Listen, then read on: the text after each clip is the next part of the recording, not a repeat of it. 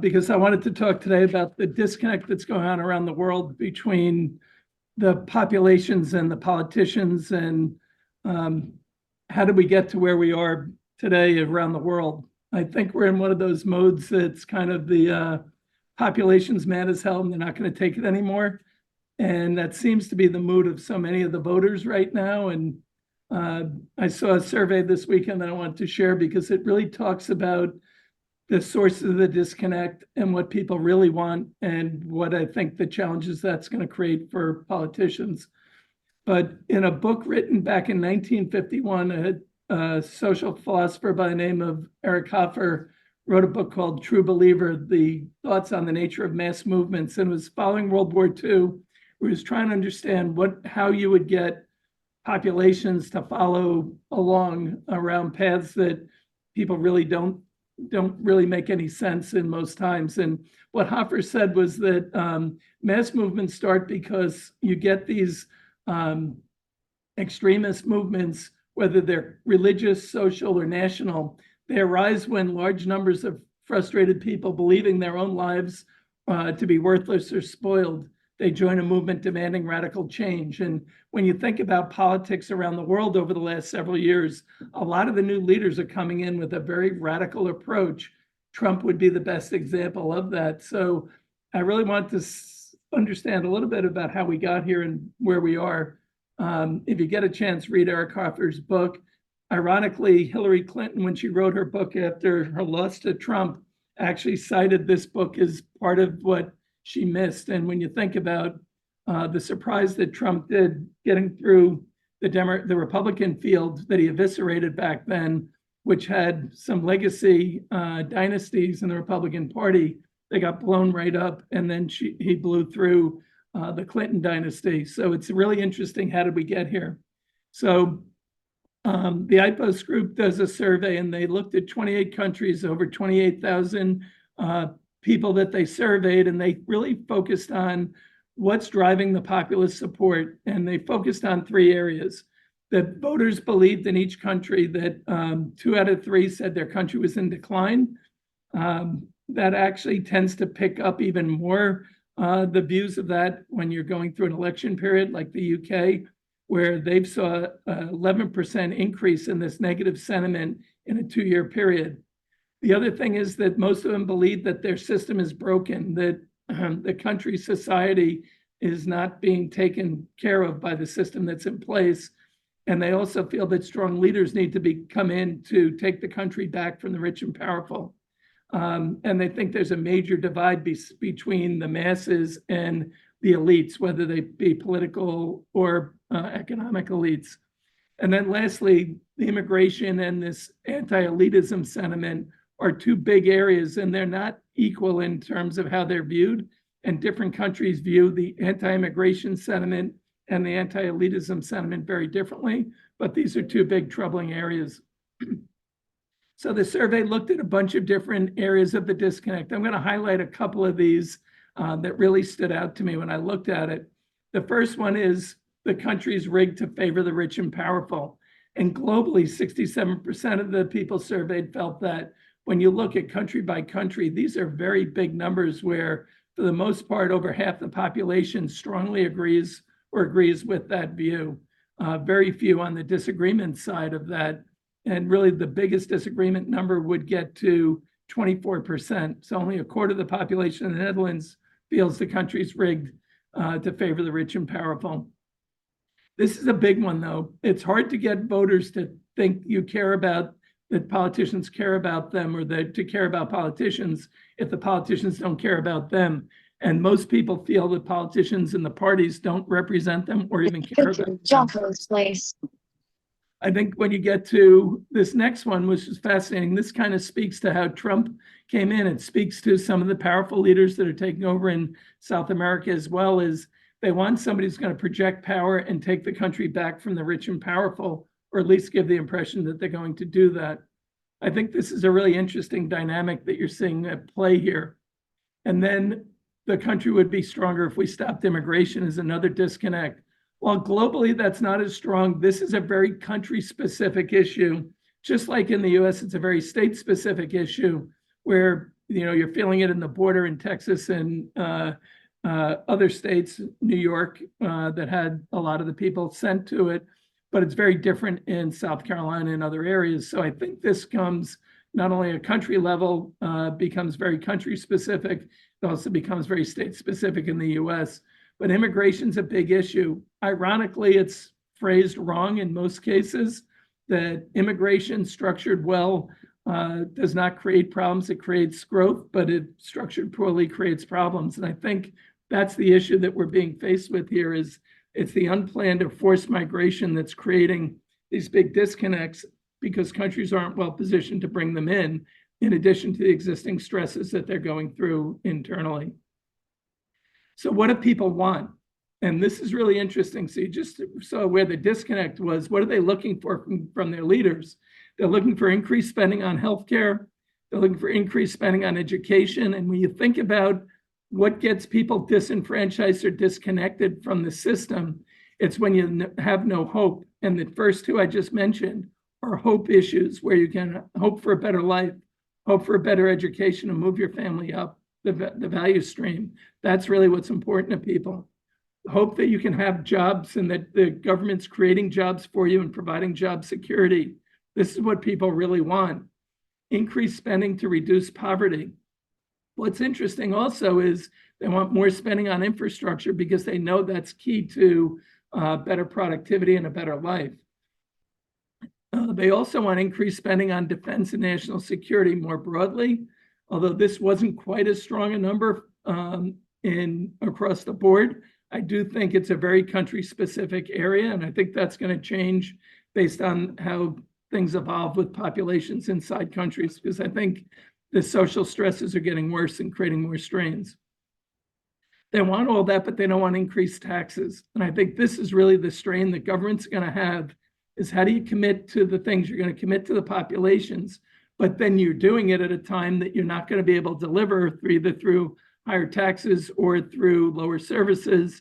So where does the strains come? And how do you do this when most nations are way over their skis and over indebted and have spent a lot of bullets because of the pandemic and the war and the post-pandemic period, where their fiscal balance sheets for most federal governments around the world are not in great shape. Their debt burdens are real high. Their increased spends, as we just went through, are going to continue to grow, but their sources of revenue are not growing at the same rate. I think that's one of the big disconnects, which creates this bigger system of the haves and have-nots, both on a country level, on an individual level, but also on a company level. I think that's how it's going to play out. You're seeing this at work right now, and there's a lot of politicians running for office, particularly incumbents, that are worried about where they stand and how this is going to play out for them. We went through, there's over 50 nations, over half the global population is going to be voting, and half the global GDP is up for election this year. What's interesting is the broken system numbers here that I'm showing you, sorry about that, that are showing you all are at or above the national average, global average, other than the US. This is a system that is ripe for surprises in the election. And when you're getting the voting that's coming through, you can see how last minute people can swing on where they're going to, who they're going to vote for and how they're going to be positioned. So I think we can expect surprises around the world in some of the elections that are coming up. But there's a big disconnect between what the population's thinking and what politicians are thinking. There's a big disconnect between the finances of governments and their ability to deliver on them.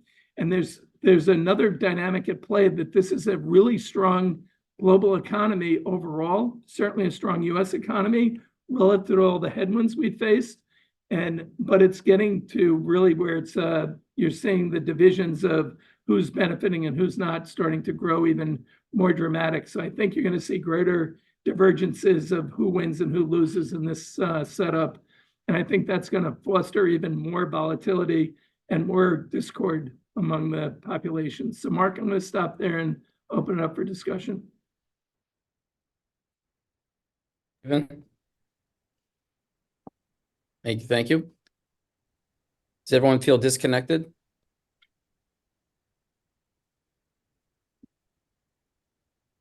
I should have talked about inflation. I'd get a million questions. I feel connected. Adam's up, Mark. Adam. Good morning, everyone. Thank you.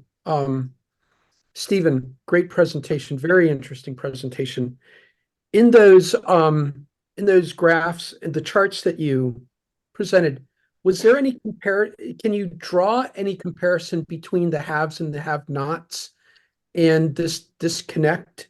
Is there any chart that's showing the wealth inequality in comparison to those that believe the system is rigged against them, or they want a strong man coming in to? No, they did do a view from the elite's perspective, which I didn't include in the presentation. So it's the way you would think it would be. You know, the elites don't view the world the way everyone else does, which is why there is this disconnect. I think that's really it. I think the elites feel that there's a lot being given and not being gotten back for what's being given. And I think that is a problem, that the governments have given a lot out over the last couple of years, but it hasn't been done in a structure that makes it as productive as it could be. Thank you, Stephen. Sanjeev? Yes, thank you. This is a topic that is of great interest to me. But yeah, I guess I wanted to comment on what was being said earlier. I mean, I've lived the disconnect itself, and obviously we all have lived in 2016, but historically when I grew up in India as well, I couldn't agree more with them, most of the sentiments that were in the presentation itself. The last question that was asked about the haves versus have-nots, also not surprised there. Yeah, I just want to comment on that. I don't have a question or anything like that, but anyway, thank you. I think what's interesting, Sanjeev, is if you look at the current administration in the US, they're touting the strong economy, they're touting inflation coming down, and that message is not resonating with people who are feeling the strain. And I think that's that's where the disconnect comes in. You can't talk about numbers that don't matter to people. You have to talk about the stuff that does matter. Yeah. And I think Trump, for all the criticisms of him, he had the really great power of persuasion. He knew the phrases that would capture the emotions and seized on them. And that got a lot of populist support. Yeah, he had a finger on the pulse in a way that is unique. He is a good reader of people, but other than that, I have nothing positive to say about him. No, I'm not suggesting that he's a good person or anything, but his power of persuasion is excellent. Again, no politics here. All right, Wanda. You're on mute, Wanda.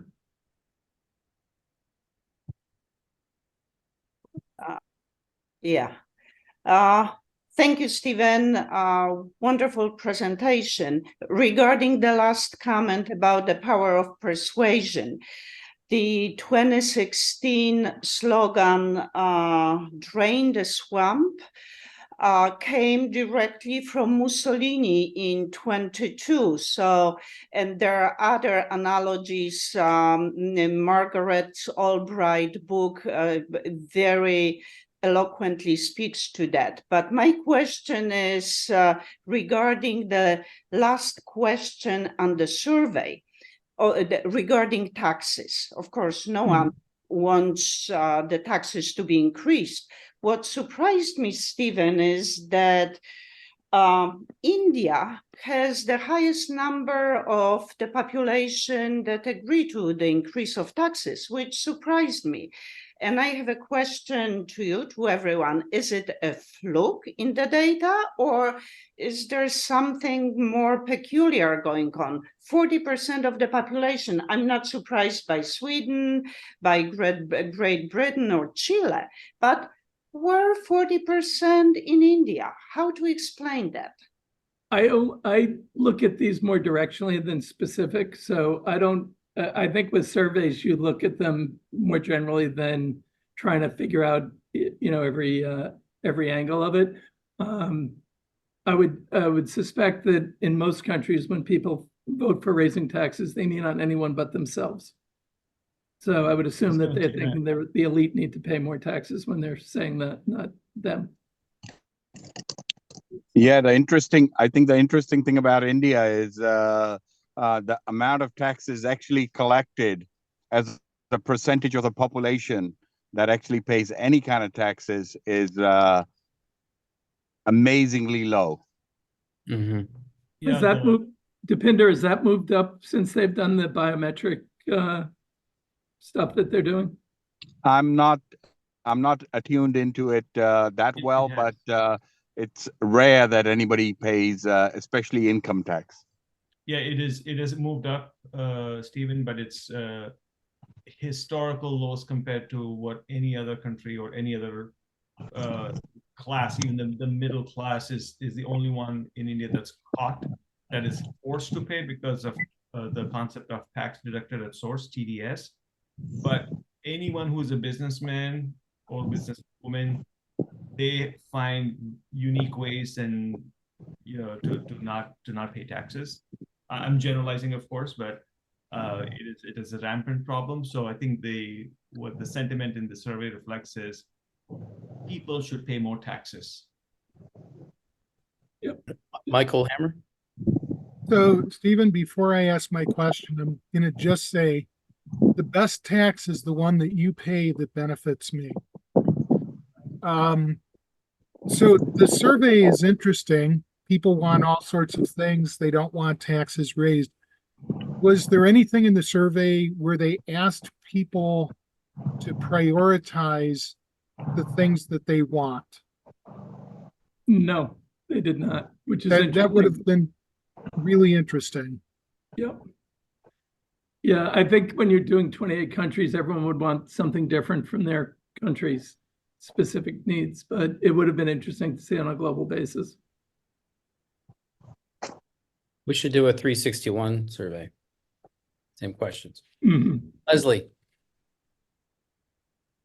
Yes, hi, and thank you, Stephen. I guess a couple of comments on your referral to hope and inspiration. Just reminds me, I took part in an online education that was Chicago-based about a year ago, and the theme was emergency preparedness and response management. So it was kind of broad scale, but it was academic. And the point was that we are potentially going to experience, these elevated directions of more violence in the future, which leads to the point about hope and inspiration. As an example, I see a lot of interesting art unfolding as communications vehicles to articulate around conservation and climate change topics that can be really deeply emotional. So anyhow, just kind of a high level comment. I think this theme of building hope and inspiration, whether it's through, development of creative practices or art or sharing in community, there's a lot of life to that. Thank you. Other questions, comments on these themes? John, you had your hand up earlier. Still have a question? Well, it's an objection, and in part because I did a turnaround of a survey research company, saw a lot of surveys, and this survey to me had one of the problems they have, that kind of a bias that I don't like. Example, the question about whether you think immigration should be stopped. That's not a good question. I mean, you get to say yes or no. If you ask me if immigration should be stopped in the U.S., I get to say yes or no. I'll say no. But if you say should immigration be tempered by this, that, or the other, then I'm probably going to come up with a different answer, and an answer be more valid. It's just like asking a question about, do you think government should spend more money on this? Of course. But the question never is, should government spend more money on this, and are you willing to pay another $20 a year? Which is a question that in my mind would be more relevant. Just a thought. If only it was $20 a year. But John, And John, they did do a follow-up question on the immigration. Do they think it's impacting their ability to get jobs too? So they did do a follow-up one on that. But I actually thought I would go longer than I did, so I took the slide out. So, Okay, thank you. Thank you for the clarification. no But problem. John, since we know you got that expertise, we need your help with our surveys. So we'll show you drafts of them as they come through. Uh-oh. Watch what you share. I knew taking my hand down was the right thing to do. I should have just But asked. I know, I saw it. Adam? Stephen, question. Russia, China, authoritarian regimes. I didn't see any of those on the list. I'm assuming that's because they're difficult to survey in the first place. Yeah, Or were they just left out? I have to go back and check. I didn't study all the countries that were included. So I don't know the answer to that. But authoritarian governments actually do fall into a very different category. Yes, they do. And in fact, in Russia, the way to get ahead is to work for the government. And that has been a trend since 2004, 2005. Although it's interesting, I think even President Xi captured some of the sentiment when he was going with his anti-corruption campaign. So I think authoritarian leaders do use the surveys to justify certain behaviors if it justifies the behavior they want. I think Xi used the corruption angle to get rid of a lot of rivals, for example. So I think authoritarian leaders do use this for reasons that suit their purposes. Sure. Thank you, Stephen. Fascinating presentation. Thank you. Anthony? Yeah, Stephen, good to come back. Listen, I'm just trying to do correlation. Monetary inflation, national levels of debt in terms of a sentiment survey. Did anybody do any correlation with that kind of data? I haven't seen it. I haven't seen it lately. I haven't seen any survey data on it that way. I think it's really interesting topic you bring up because it's one of the things that everyone's struggling with right now is what's the neutral rate and how do we service all the debt we have in the world? And then add to it, meet all the demands that people are asking for additional spends. So I haven't seen those numbers. I don't know if anyone else has. As comment in the UK, increasingly people are becoming more aware that the debt figures are not as clear as stated, and particularly in the UK, the unfunded government pension pot, which comes out of their annual receipts. That's the big dark horse that people are very nervous of exposing fully to the public. And as people become more aware of that, they're getting very nervous, which might drive some of this sentiment. Interesting. Any other? Marius and Andrew. Yeah, talking about correlation, I would love to see if we can draw a correlation between these numbers and the adoption of social media and specific kind of adoption of certain kind of platforms, talking about Facebook and co. Yeah, it's interesting what how mass movements are accelerated. Propaganda is a big part of it, and social media allows propaganda to spread faster. Communications of all kinds to move faster, so including propaganda. So you just think back to how the messages were managed in the past by some of the bad actors, and they did a very good job of managing the message and getting it out very quickly. So I think you're right, Maris, there is a big correlation between that. I think you could also point to the Arab Spring and say that social media was a big part of what accelerated the movement as quickly as it did. So it will play both positive and negatively in that sense. Andrew? Andrew. Thanks, Stephen. Just a question about constitutional republics versus other countries' frameworks. It seems like the problems that you've outlined, we'll just take immigration for one, seem to be more pronounced and frustrating for people like Americans who trust the government to be somewhat of a checks and balances by virtue of the way that the Constitution was framed. I was wondering if you have any comments on, the constitutional republics versus other, and it probably doesn't get into that level of granular, but I was wondering if you have any comments on that.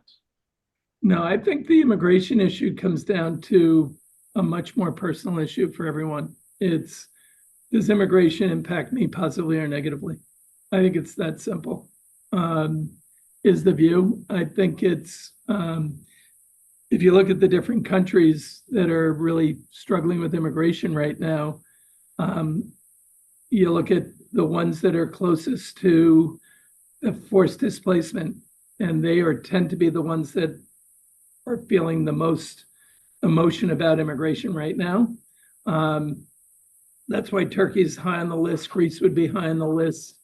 You think about the other nations. Europe right now is really feeling it in a major way. I think it's more about the economics and the social aspect than it is the form of government, that how the sentiment is played out. I think people are really very selfish and very much environmentalists. So if it impacts their job or their finances, it's a bigger deal. Or there's, I guess a better example would be the frustration over the elites running things.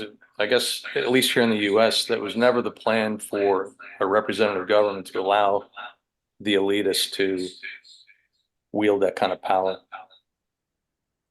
Yeah, I think, I think in all governments, the power is yielded by a few people anyway, regardless of the structure. But I think you're right. I think there's elements at play there. I just think it's really much more of a very specific issue in this point in time right now for how people feel about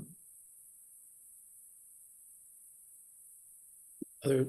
Any other comments, questions? Yeah, just I wanted to follow up on that, if I can take my turn. Go for it. Go ahead. So just following up on what Andrew's question was, for example, in India, which obviously has a completely different demographic than the United States, it also has an immigration problem from neighboring countries. And my hypothesis, without any economic background or whatever it is that it's the larger the disparity between a country and its neighbors. And so if for example, the United States is doing well or India is doing well, neighboring countries, in that case would be Bangladesh, would find it's an automatic magnet for people to come in. Yeah, so that's my comment on that. It's I don't know if it's a function of the type of republic or whatever it might be.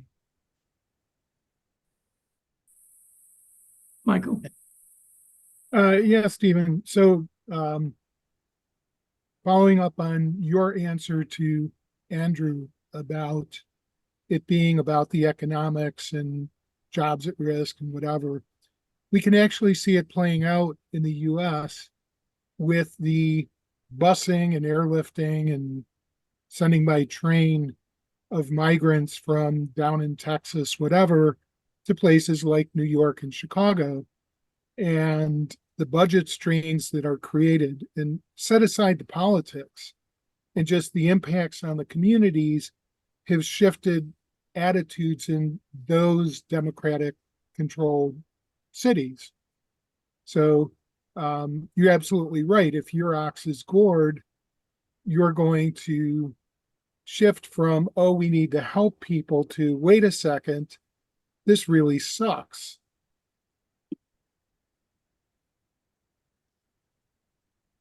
No, I agree. It's the sentiment, people's experiences what drive their views, and the experience right now, depending on where you are, could be very positive or very negative towards immigration.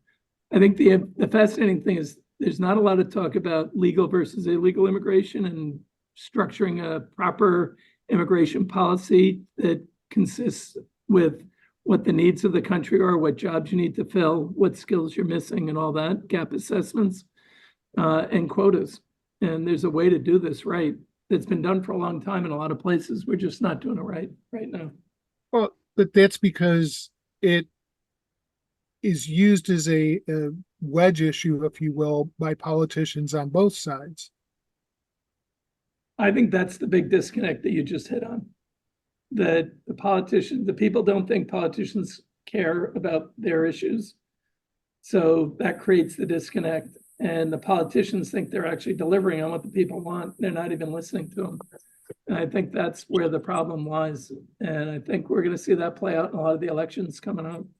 There'll be a lot of surprises, I think, coming through, and people who think they've delivered on what people want and find out that they got thrown out. Let's see. Adam? You're on mute. Adam, you're muted. Sorry, owe you a beer. I just wanted to follow up on Sanjay's comment regarding India and Bangladesh. Magnet. We're experiencing that here in the United States with Central America and Latin America. And well, if those economies are not doing well, people there are going to look for a better life. And here we are. And the number of forced displacements around the world that the United Nations tracks it, but it is, it's 70, 80 million people and more, and growing at a steady rate. I don't have the nearest number, but it is a big number, and those people are going somewhere, and governments have to have a better way to incorporate them into their countries. And we have to think about it differently than we have before, but it's not going to become a lesser problem. It's going to become a bigger problem. Right. Tim?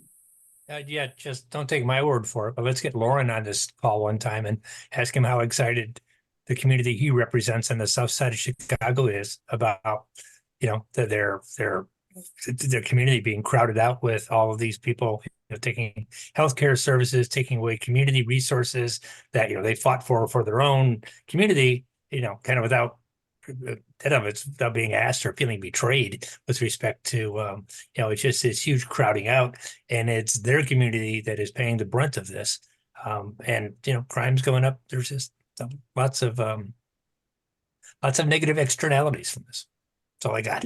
It's interesting you bring that up, Tim, because I think some of the voting groups that the different parties used to count on, they're not going to be able to count on anymore. The Black and Hispanic vote is an area that the Democrats are being challenged on right now, which used to be really one of their more comfortable areas to lead with. And I think the last couple of years have left a lot of their core base feeling like they're not the core anymore. And I think that's going to be an issue for parties counting on the voters you used to count on. I'm not sure you can count on anymore. Wanda? I just wanted to point the one thing about immigration in terms of global displacement. We talk about political immigration, economic immigration. I spent 3 weeks in Africa in November and December. And both of these immigrations actually come down to the climate-related events, because people have the hardship of living and providing for those growing countries, communities, is a direct impact of the climate change. So there was a statement that I read once that all the immigration these days is related to the climate and the consequences of climate changes on economy and, of course, on political system. Thank you. We still have a large part of the population with limited access to water and electricity still. So you're right, those are the issues that really drive a lot of people to move.